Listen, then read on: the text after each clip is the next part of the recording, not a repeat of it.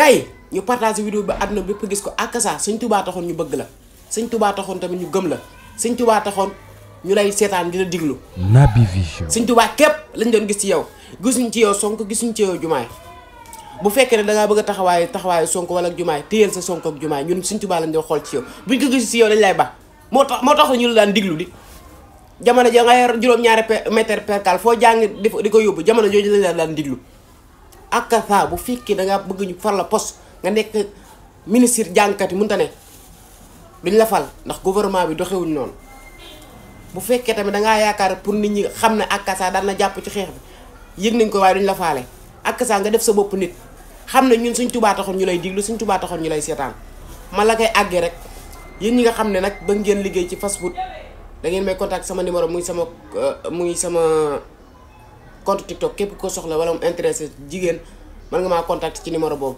ak ça defal sa bopp nit. booy amalub yar ak ça du sa morom mu bàyyi yow booy ku réew nga ko xamadi nga. Naby Vision. yow dèjà kenn xamul góor nga kenn xamul jigéen nga ngay biiña ka bañarte nii kenn xamul loo doon amalub yar ak ça du sa morom.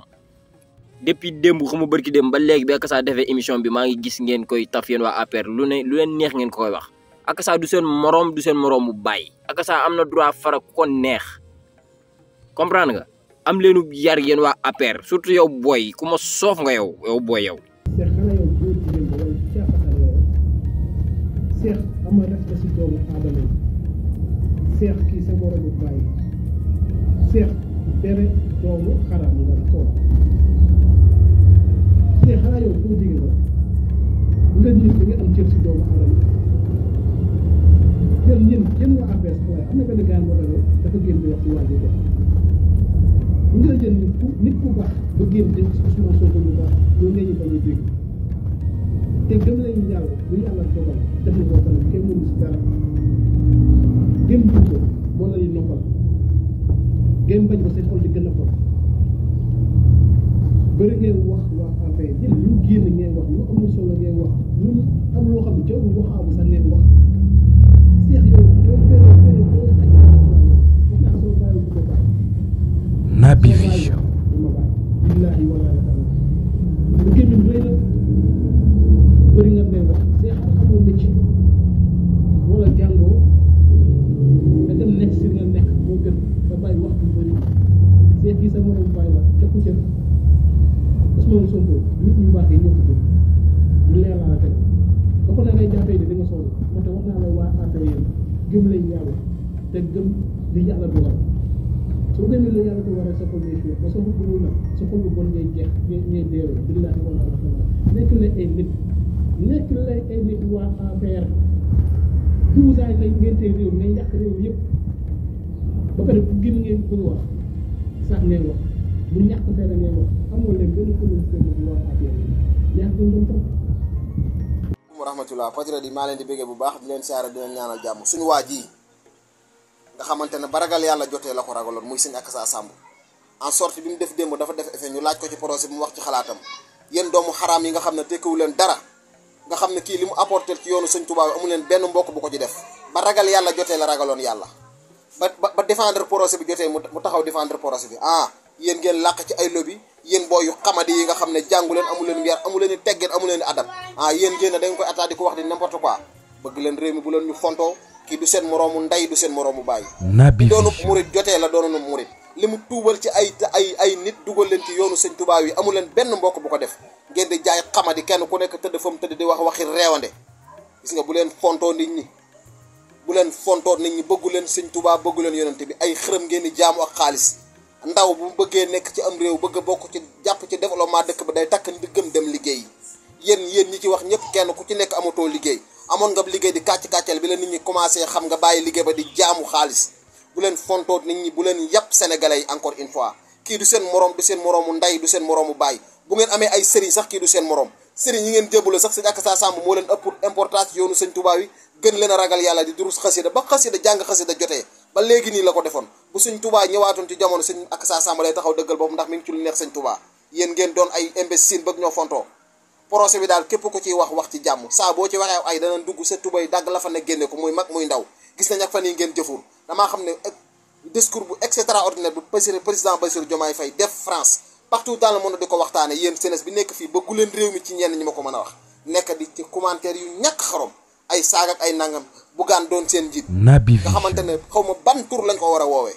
ñi bañ dëkk bi Bougane ay seen njiit ay Adama Fall Sarax Ahmed Ndoye bëgg leen réew mi ma ne Sidna Ousmane Sonko ak président de la République Bassirou Diomaye Faye dee leen bëgg tey xalaat lu baax ci réew mi ñi ngi seen ginnaaw suba ak ngoon barke alxuraan képp ku bëgg a dugg ci projet bi daal danga la jaay suñu bakkan bii parce que nag ñun ñett de bar sàq ci 85 seni ñun ñooñu gën alors ay imbécile bëgg a nekk di wax di n'importe quoi di saytaane gis nga bëgg leen réew mi am réew ku fa nekk da nga koy bëgg te den liggéey am réew jaamu yàlla ak liggéey moo ko yor nekk di wër di fenn yorutum réew.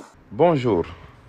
Nous avons observé, comme tout le monde, avec beaucoup de honte, de stupéfaction,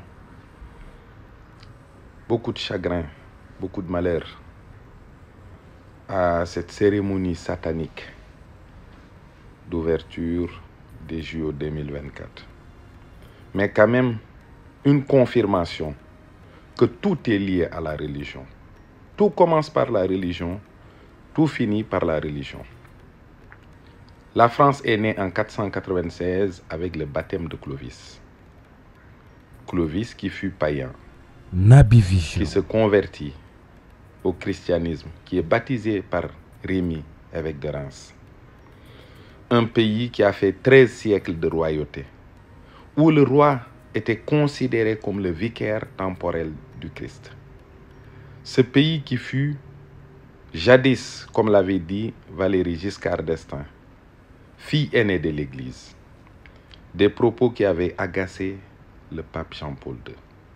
Mais aujourd'hui, le comportement de la France confirme exactement le divorce républicain entre l'Église et l'État. On a pris les deniers publics et on a insulté la religion de beaucoup de Français, mais de plus de 2 milliards de personnes. On a insulté un prophète de l'islam, qui est Isa ibn Maryam. Au nom de quoi? Au départ, on avait dit que c'était de la laïcité, le respect des religions, que chacun était libre de pratiquer sa religion, que les affaires de l'État et de la religion allaient être séparées. Non, c'était juste la porte d'entrée vers le satanisme. Aujourd'hui, nous observons la destruction des États-nations Naby Vision. vers une gouvernance mondiale qui va créer des blocs continentaux sans valeur, puisqu'ils vont créer des valeurs universelles qui en réalité ne sont pas des valeurs. Tout ce qui est contre nature devient quelque chose qui est considéré comme minoritaire et doit être soutenu. Ce n'est pas possible à ce rythme-là. Aujourd'hui, le mot racisme est redevenu une nouveauté, puisqu'on veut considérer que c'est une lutte pour une justice, mais il faudrait que les gens, surtout les Noirs, comprennent une chose. Le racisme ne les intéresse pas. Ils veulent juste légaliser le mal.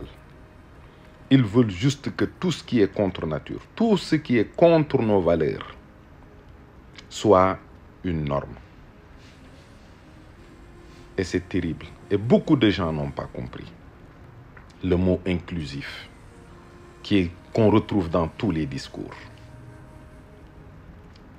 Toutes les luttes se recoupent vers la légalisation et la normalisation des LGBT, qui est un pan important vers tout ce qui sera considéré comme satanique. Nous avons des valeurs. Nos valeurs considèrent que l'homme doit être accompagné d'une femme. Naby Vision. Que les enfants n'ont pas le droit de demander à changer de sexe, etc., etc., etc. C'est ça la norme, c'est ça la nature humaine. Et il faut la respecter et la laisser telle qu'elle est. On commence par l'existence de Dieu. Dieu existe bel et bien. Et c'est le maître de l'univers. C'est lui qui nous a créés. C'est lui qui nous a façonnés. Et ces croyances qui sont combattues, les religions qui sont combattues sur fond de croyances universelles, de religion universelle, d'éducation universelle, les peuples doivent se réveiller. Les peuples doivent comprendre à l'heure actuelle que nos valeurs sont combattues par nos propres États. Réveillez-vous. Les Français viennent de comprendre. Beaucoup d'entre eux sont sous le choc. Beaucoup d'entre eux commencent à voir les choses. Dans tout Paris, toute la ville, on crée une cérémonie avec un veau d'or, avec cette parodie de la table servie, etc., etc., etc. Pourquoi des drag queens, des homosexuels? Parce que c'est ça qu'ils voudraient qu'il soit la norme. Soyons éveillés, soyons vifs d'esprit, comprenons les choses, accrochons-nous à nos valeurs, à notre religion, à notre foi, à nos croyances, à nos traditions. Mes chers amis, regardez les réalités telles qu'elles sont. Naby Vision. Rien ne vous est caché. C'est vous qui ne voulez pas voir la réalité.